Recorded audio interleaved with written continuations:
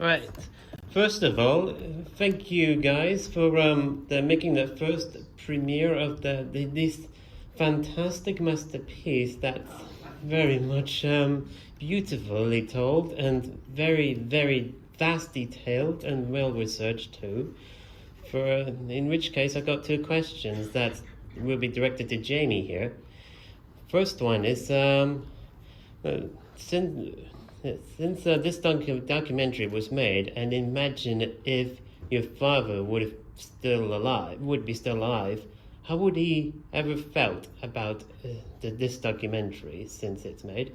And yeah, I'll let that go first. I think he would have been slightly cross. Oh. Because all the stories that were told about him were always told with his approval. You know, pages from the biography came back, oh no, let's remove that, I don't want that, that's too emotional, that's it, I'm not having that.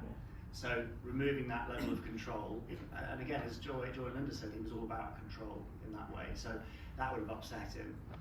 However, I wonder if it might have opened the door to introspection for him, and he might have gone, bloody hell, I never realised that. Right. It sounds ridiculous that someone might not know themselves well enough, but again, as I said at the end there, and I mean it, I feel a bit like I know him best than he knew himself now. So I'm sure he would have, you know, politely sat here and go, oh yeah, well done, and then, you know, give me a slap round the back of the head afterwards. Right, and the second and last question before it is dragging on. Since you were the son to Gerry Anderson, how would you really feel to be a part of the Gerry Anderson family from beginning to the end? Oh, I mean, proud.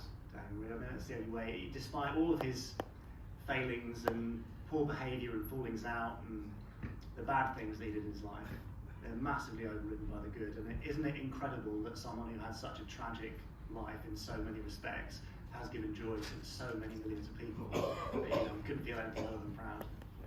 All right, that's great. Thank you. Thank you.